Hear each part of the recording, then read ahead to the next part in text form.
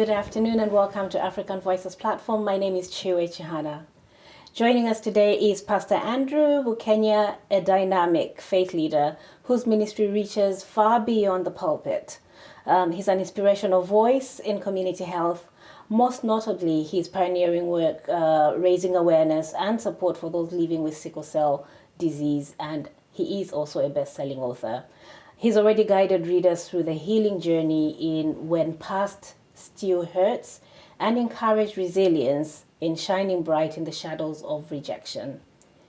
He is here to tell us all about his upcoming book and also the advocacy around sickle cell and so much more. Pastor Andrew, welcome to African Voices platform. Lovely to have you on this couch.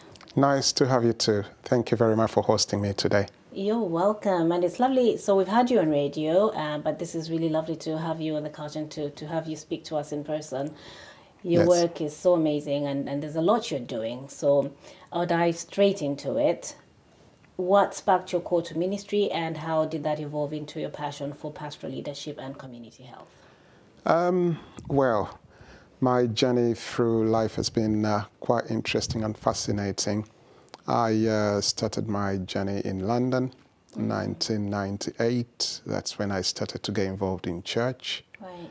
And through church, through various roles and responsibilities, I've managed to elevate, not myself, but I've seen myself to where I am today. I'm very passionate about community, very passionate about people, and anything to do with a human being, I'm attracted to that. Right, right. Yeah. So you're quite an empath, then, as people would say, an empath and really drawn to people. Was there a defining moment or a personal story that led you to champion sickle cell awareness? Sickle cell awareness actually is a backdrop to so many things that happened before. But being a person who comes from with a faith background, there is a cardinal concept that governs my life. There is that word that says, love God with all your heart and love your neighbor as you love yourself. So out of a love of people and wishing well for others, that's when I started getting to know about sickle cell. And when I knew about it, when I knew it's mainly, again, a disease or a disorder that is predominant within the African community, not spoken about, and I also belong to a community. So I tried to create within the church department what is called Sickle Cell Awareness Network, which I'm very passionate about as well. Right. Yeah. So the actual work on sickle cell, the advocacy is part of your church, which I forgot to mention is Alpha and Omega. Yes. Alpha and Omega and based in Sheffield. Yeah. Everything I do is under the church. It's under the church. Yeah. Right. Okay, great. So what are some of the flagship, could you outline some of the flagship initiatives, the sickle cell initiatives that were initiated by Alpha and Omega Church?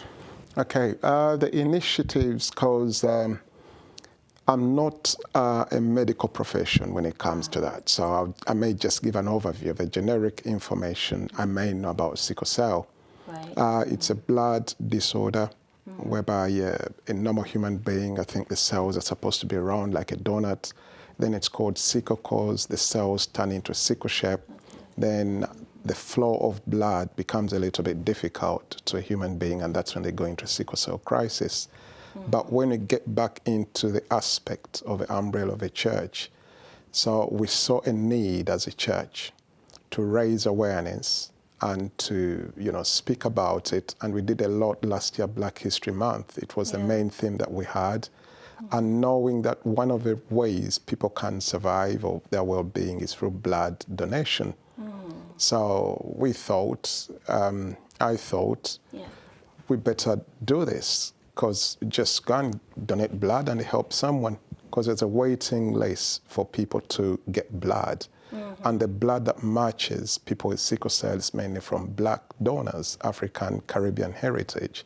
So we thought as a church, probably run into this, raise awareness about it. I'm a blood donor myself, and I've donated 3 times so far. Right. Yeah. So very intentional about it. Very intentional, yes. And those initiatives include campaigns, awareness raising, So do you have support groups, screenings? What do you do? What else? The kind of support I would speak about is I try to coordinate or network with NHS BT, bone marrow transplant kind of thing. So try to work together. Last year, we had celebrations of Uganda independence, and we invited NHS BT, and they ran a theme which was called, "What's your blood type?" Oh, NHS BT is NHS blood type. No, NHS bone marrow transplant, something like that. But then they ran a theme on Uganda independence, which was called "Know Your Blood Type." So you just get a prick and know your blood type and register to become a blood donor. Because the main thing is if we get as many blood donors as possible, because NHS needs our blood. That's what they use for blood transfusions for sickle cell. Right. So, yeah. That's great. Yeah, we actually saw an extension of that. I think there was a Black History Month event that was hosted in the workstation in Sheffield, where your church itself used entertainment like cultural dance to raise some of the awareness around that. I like cultural practice. Does that also help navigate into certain communities as well to bring up more? Yes. Everything we do that can create awareness, that can make people realize, oh dear, we didn't know this is how it is. We didn't know this. So anywhere we can throw our nets to castigate knowledge out to anyone. So we used Black History Month last year, which was a theme we ran, and we're going to do it again. I also got space in the cinema last year. We had a movie which was called Last King of Scotland, and after the movie I was given some time to speak about sickle cell and blood donation. Right. And you'll be surprised how many people don't know, especially from African Caribbean heritage. Absolutely. I think that is, it's beginning to sound more and more as I've listened to you speak and a few others. And because it affects us so uniquely as the Black community, the knowledge is really minimal and people are not taking up that. What do you think has inhibited that, or has inhibited the awareness? Because this is very specific. Population. What is it? I think the stereotyping and stigmatizing it, which hasn't started now, but it's run over years and years and years, that people cannot speak about it and people feel shy about it. And if you take it back to the remote perspective, sometimes Africans, we think probably this child is bewitched or something like that. So we tend to shy away from speaking up, yet when we speak up, it's the better. Because again, it runs through, you need to know your blood type before you get married. Such premarital genetic counseling is also very, very important to incorporate into that. We definitely don't do that. No one thinks about it because you may be a carrier and you're not going to exhibit any symptoms, or you cannot tell. So if a carrier marries a carrier, then the chances of having a child who is a sickler is quite a lot.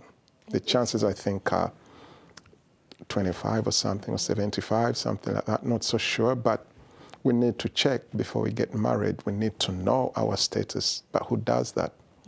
No one does. Nobody does that. So I have to put in my personal claim, interest in this. So my older sister's son was born a sickler. Right. And I have seen him as a child suffering at least 3 crises. You know, so he's now 27, but he has already had a stroke. So sickle cell is quite something, and then the knowledge around it is very limited. The support networks are probably not there. Like we've had to look and say where, and he's based in Zambia, so that kind of makes it a bit different. Maybe here there are probably more support groups. But I have wondered, I said, if my nephew, I'm struggling to find a group of people that can get together and say, how did you navigate this? How did you make it? For him, it's even affected his progression in terms of his academics. So how does that work here in the UK? Where do people go? Well, here it's a more of an enlightened community and society. But then again, it being that it affects the minority groups, again, it may not be as loud as cancer. No. Because cancer, breast cancer, any type of cancer crosses demographics. So you get all the support, all the noise, all the adverts, and all the expertise. I've had scenarios whereby some people go into hospitals and the nurse doesn't know what a sickle cell crisis is. But this one is someone who's been trained for the medical background to work in a hospital, but who doesn't know about cancer. Everyone knows about cancer. Everyone knows about tuberculosis. But for sickle cell, for some reason, it's still tagging far behind. That's why we want, as a church, as a community, as a group of people, to stand out and speak about it. Okay. I do know people who've been through it. I know people who have it. I know what they go through. It is quite something that we need to. So that's why, if I pedal back to what I said before, we thought as a church, because church has a concept that people come to church on a Sunday and the door is closed and go. So I really want to raise an awareness that church has to be church throughout the day, throughout the week, throughout the month. The activities beyond praying, beyond opening the Bible, we can still be a church. So I'm speaking from the perspective of a church even right now. Spreading awareness, and thank you very much for such a thing. No, you're welcome, and thank you as well for increasing our knowledge on the very important topic. So it's your service to the community, service beyond just the practice of the faith. Exactly. It's literally living it, right? Yeah, this is living the faith, not talking the faith. Great, very impressive. When you were talking about how this affects a particular demographic, and maybe the research is also probably not as advanced in some cases as well. I'm wondering whether that could also speak to something that you're currently working on with some people around Sheffield on perimenopause and menopause as a church. That is a topic as well that affects certain demographic women, you know, and the research in that has been appalling, but now we're starting to learn more. Is that something that has taken you've taken an interest in as a result of, you know, the knowledge sharing base? Just one thing to highlight there. The expertise and the knowledge about sickle cell is there. There are specialists in hospitals. There are people who are trained about it, people who know a lot about blood. But we just need to make it known, awareness, and educate people about it. Because again, sometimes even in schools, a child who has sickle cell may be absent from school so many times. But because maybe the school does not really understand what this child is subjected to, they may not tally the reasons for the too many absences for this child. So we raise that awareness as well. Into the menopause, again, it comes back to community. There is so much that we need to know about ourselves that maybe we don't know. Because we have a very wonderful speaker we're going to host very soon regarding a menopause awareness talk show. But when you speak or when you listen to what she has to say, then from a community, you start understanding why some people's marriages are falling apart. It's because maybe I do not understand what my wife is going through. I don't know how to speak about it. And there's some things, again, culturally, from our African communities that we do not speak about. We do not speak about them. It's a cultural problem, because when you look into social sciences, there is what they call nature versus nurture. So how we nurture our children, our communities, or how we're brought up, there's some things we don't speak about. They're considered taboo. And taboos, almost pretend they don't exist, those challenges. Yet they exist, and the impact on them is very evident. So that's why we want as a community to open up the tin and start speaking about these things. Let's talk about them.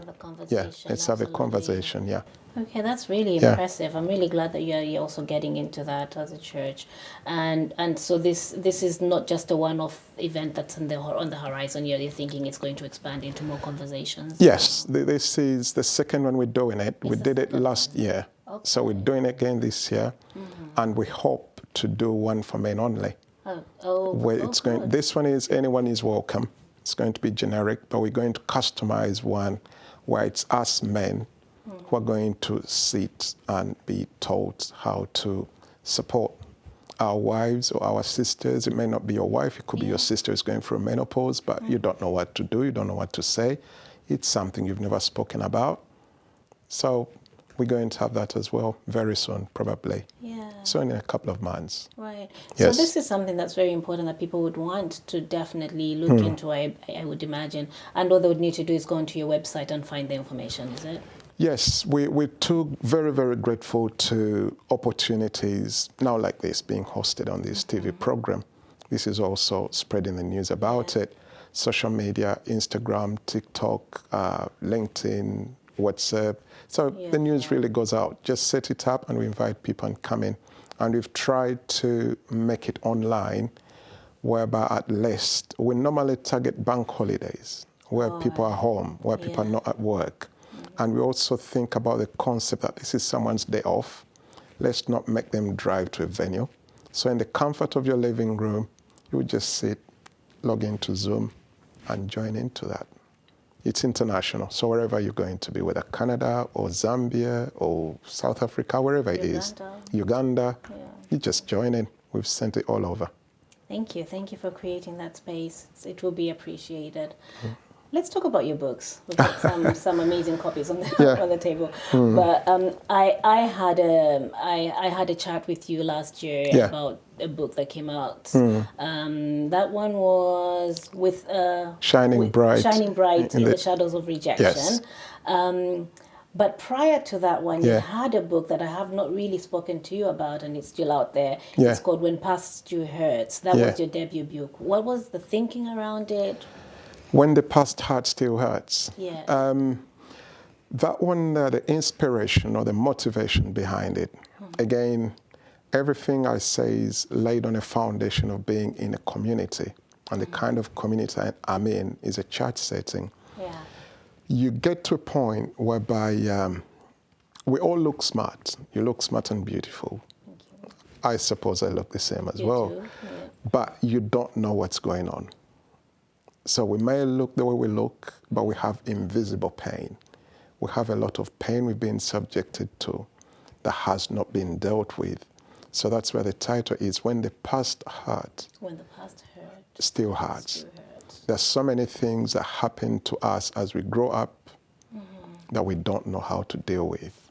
You just see someone behaving the way they behave, but behind that behavior, behind that thought process, behind that reaction, behind that anger, behind that refusal to get married, I'll never marry. So if someone says, I don't like women and I'll never marry, there must be something that has happened to that person. And that thing that happened to them is still hurting and is still dictating their choices today. So it happened 10 years ago, but it's still affecting his life today. So it's a self-help book into navigating, embracing the pain, and you find healing.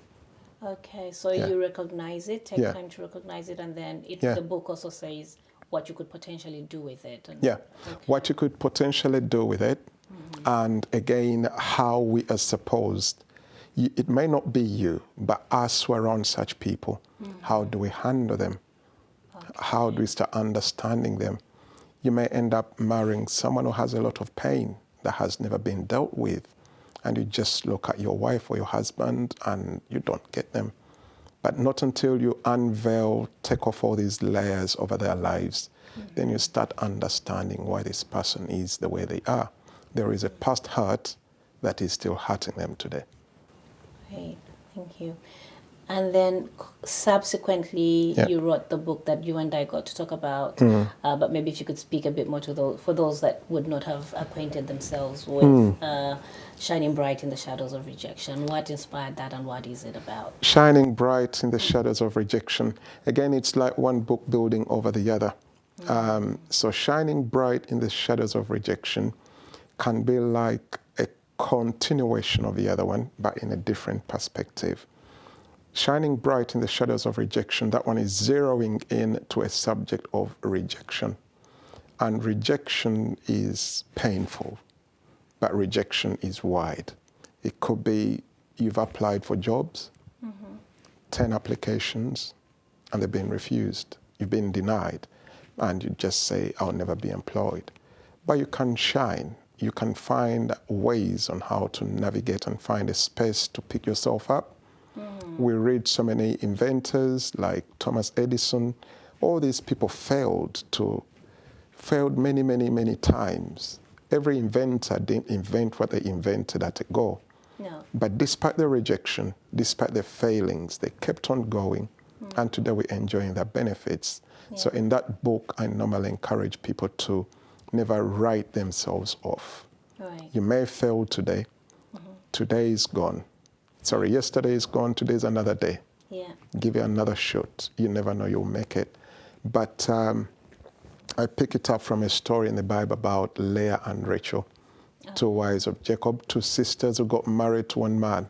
Right. And one was loved, one was not loved. One was barren, one was conceiving. And it was, you can imagine that setting. Parallels. Yeah. Yeah. That marriage setting. Okay. So that's a birth story of that one as well. And so in that particular story, what happens that says after rejection, then you can shine in the Leah and Rachel. What was the positive? I'm just trying to, of course. to draw that. The positive in that story, very interesting story. How I wish I was only going to speak about Leah and Rachel. Oh, is it one of the sermons you like to? Of course, of course. Right. Eventually, the one who was loved then died on the roadside. The one who thought wasn't loved, she just mothered, all the strong people we read in the Bible, strong men, strong tribes of Israel were born by a mother who was rejected. Okay. So she shone.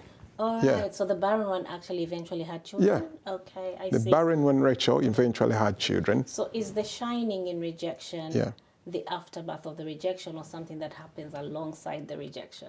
When you are being rejected, don't write yourself off. Just know that rejection could be a means of redirection. Okay. Some rejections are good. Okay. I'm so glad I never got married to that man. So it may seem like a rejection. It may seem like I loved him so much, but he left me. Okay. And you feel like, oh, this man couldn't have done that. But you may end up getting a better option. So not all rejection is bad. Just find redirection, redirect your life alongside rejection, in the middle of rejection. Don't crucify yourself. Don't sit down. Don't give up. Just keep going. You'll shine. Just keep going. Keep going. Yeah. Just keep going. Shine. You'll shine. Just shine in spite of. Yeah. Shine. In spite People have of, failed exams. People have failed tests. I was speaking to some doctors at Sheffield University. They read that book and they say this is a very good book when it comes to our assignments to become what we need to become. So doctors in medicine, doctors in research, professors, when they submit their work for it to be marked after months and months of study, then they may say, no, that's not really good. And you may feel, oh dear, after 8 months of research, my research has not been accepted. Yeah, academic journey. Yeah, the academic journey. Yeah. How was the response to it? So I spoke to you, it was during Black History Month, I believe, when you were launching it. Yes. How has the response been to it so far? The response is very good. People who've read it, people who've read the 2 books, they really, really like them because I always encourage them to leave feedback on Facebook, social platforms, or send me messages. But the response is really, really good. It is really good. People have been helped. Okay. Tears have been wiped. Destinies have been remade. Right. Journeys have been remapped. And people have found reason to shine again. And then whilst all that is happening, you decided, you know what, I've got so much more to say, and I'll be launching a book in Dubai sometime this year. Yeah. Tell us about the book you'll be launching in Dubai at some point. I'll be launching a book very soon in Dubai.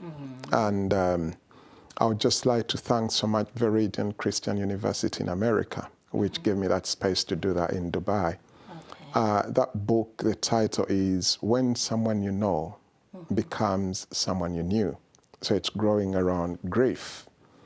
We've all lost people, and there is nothing as bad as painful as losing your loved one. Yeah. But finding your way amidst that. Some people have really lost purpose in life. I've encountered people like that. And grief, if you don't know how to deal with grief, then it throws us back into the first book, When the Past Hurt Still Hurts. Yeah. So you may see someone not associating with people, someone always tearful, someone sorrowful, someone not attending anyone's invitation. Maybe they're grieving. So it's also another self-help book. It speaks about things that happen when someone dies. Sometimes you could be together as a family. Yeah. Then someone dies, then the in-laws turn against you. Such things happen. Let's say I die, and then all my brothers and sisters turn against someone who's my wife. So my children. Society can become a little bit unfair sometimes when someone goes, because the person who's died probably has been the one holding together the family, and maybe this person doesn't know what to do, how to go about it. Some people have been married 40 years, 50 years, so losing someone you've been together for all that long. So when someone you know becomes someone you knew, it's painful, but there is always a way around it. There is a way you can grow around grief. Because grief is unseen, like roots. Yeah. You know a tree root? We only see the tree. But under the tree, there are roots that are holding that tree. So grief can be like roots really holding you to, depending on how you choose to look at it, but it can really hamper your progress in life. Wow. Yeah.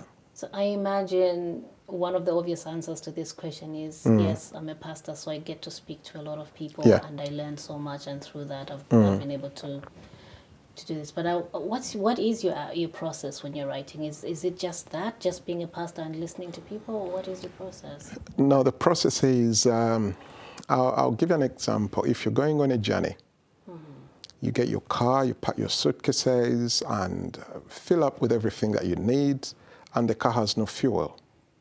You can't really go far. So you need fuel in the car to get going. So everything within me, everything is birthed from the Word of God. It's a true Word of God in me and the revelation of the Holy Spirit. So even if I listen to someone's story, without the inspiration and the guidance of the Holy Spirit, I cannot get to this. I cannot get to it. So it's the power behind it. It's the process behind it. It's the process behind it, Yeah. and that's how you gather. Yeah. I can see that. And then, do you sit down and write a chapter at a time? Do you just walk and take notes? How are you doing that? I sit down and write, and my daughter recently, because I used to have too many pieces of paper in my bag, because when I think of something, I write it down, and sometimes I lose a piece of paper. But my daughter recently told me, do you know you can speak to your phone and it types? So she made it very, very easy for me. So what I'm doing now is if I think of something, I just and press something on the phone and I speak to it, say a sentence, it types it. Yeah. Then I do a collection. It takes about a year to get to a book. Then obviously I send it to the editors to publish. We read. I get my family to sit around. We read every chapter. Okay. By the time it becomes a book, I've read it nearly 100 times. Wow. But yeah, I read it, reread it, and read and read and read it again.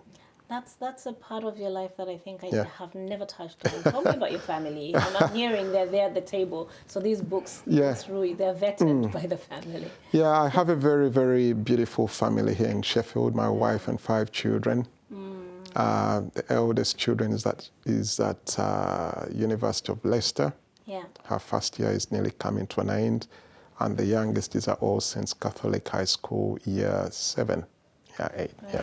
So you dragged them all to Sheffield, and they've followed you on this path of becoming a community leader in Sheffield. Because I think when you're a community leader, really, you come with a package, and that they're part of that package. They're part of a package in various ways.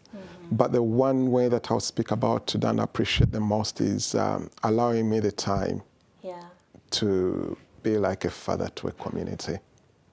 Allowing me that time. So when I'm going to do things, they don't really, even my wife gives me that space. I won't say I'm talkative, but I like to engage. Even people I don't know, outside on the roads, car parks, whenever I'm walking and I find you, we talk. You may think I know you, but I don't know you, but that's me. You'll have a conversation. I have a conversation, talk about anything, yeah. In the time you've been in Sheffield, how many years has it been?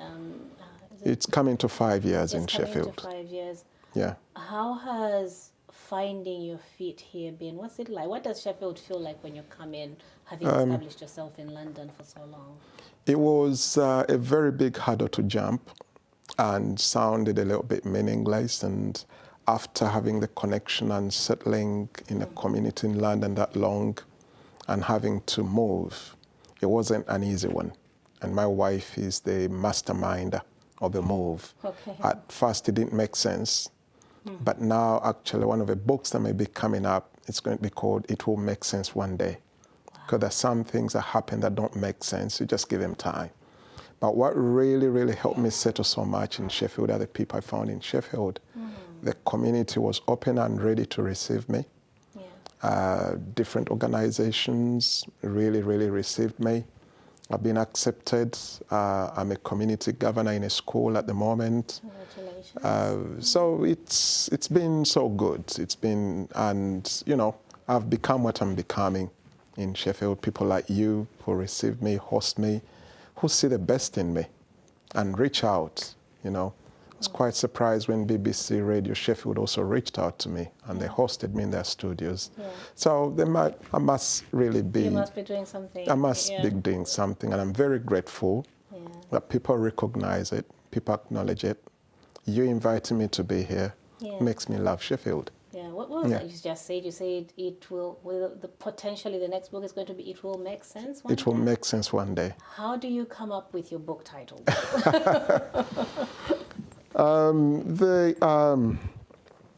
I've always tried to bring up titles that when someone reads it, it will be relatable and it will make you stop and think at the same time. You'll find reason to relate to it. So when I say it will make sense one day, I'm very sure everyone living, there was something they did at one point that seemed it's not going to yield any result. People started businesses from nothing. It didn't make sense at the time, but now it's making sense. You may tell your children to go to school. They don't want to go to school. But after many years, they will appreciate, Mom, thank you for taking me to school. It's now making sense. So one day it will make sense. Does everything make sense eventually, though? No, not everything. But we choose to, what has made sense, we celebrate it and make noise about it. Not everything does. Not everything does. Who have you found where you're, so outside of individuals in the community, in terms of institutions, who have been your strongest allies and in Sheffield? Where have you found yourself saying, actually, these institutions are very supportive to the work that I do, and especially to you as a black man in Sheffield? I must say there is Voluntary Action Sheffield, VAS. There is a lady called Pam. She's a network coordinator, community coordinator. She saw the best in me and she marketed me. And anything I needed to know, anyone I need to know how to knock on their door, where to go, she's done it so well for me. So she's like, you know, being like my marketing manager indirectly. And she knows where everyone is. She knows who does what in Sheffield. I don't know how she does it, but she knows. And again, meeting people like you, people like Chimdi, they're all very, very helpful people. There is, what's it called? Right at Arundel, get a lady called Adira. Oh, Ursula. Ursula, yeah. All these people really, really took me on. Then when you write letters like to the mayor's office, you get their response. And people want to reach out. South Yorkshire Police, they want to engage, find ways on how to police black people. But then again, it goes back to the church. Because everything is under the umbrella of a church. Everything's under the umbrella of a church. So the reception is good. I can't say I've found any hurdle too high for me to jump. It's been smoother than so all door hinges have been well lubricated for me to go through. That's really lovely. You said earlier that you're moving to Sheffield. Your wife was the mastermind behind all of it. So the church itself was not the plan. There was something else that you planned for, and then the church became, because you did have a church in London. Yes. So that the church moved with you. Yeah. No, the church didn't move with me. The church stayed in London. This is part of a church in London. So there is Alpha Omega Church London. This is Alpha Omega Church Sheffield.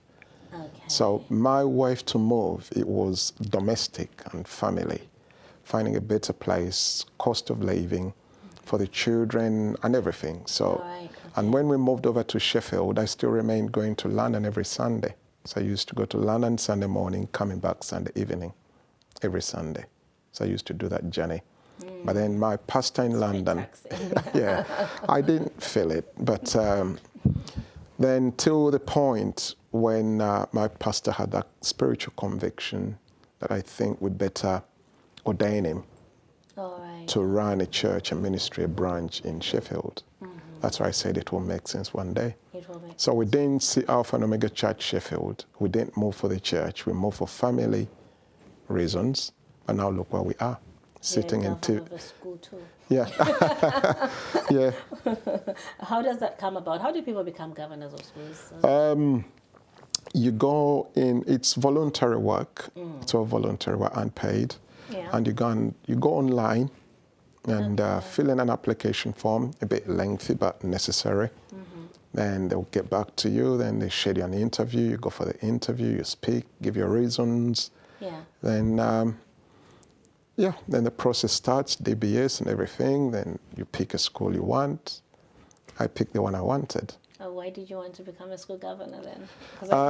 So now that I know that you have to apply, why did you want to become a school governor? Because, again, it's community work. Okay. To anything to do with why a human being is. I want to spread church there, to take church there. Okay. And the way I take church there is not by reading scriptures and making them kneel down and pray, but emulating what the love of God is like. Okay. Emulating that, just being an ambassador of God. That's all I do. So when I had an opportunity to choose the kind of school that I want to, I chose the one that has children who've been excluded from all other schools in Sheffield.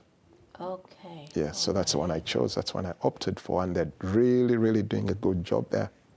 Okay. They're really, really doing a good job.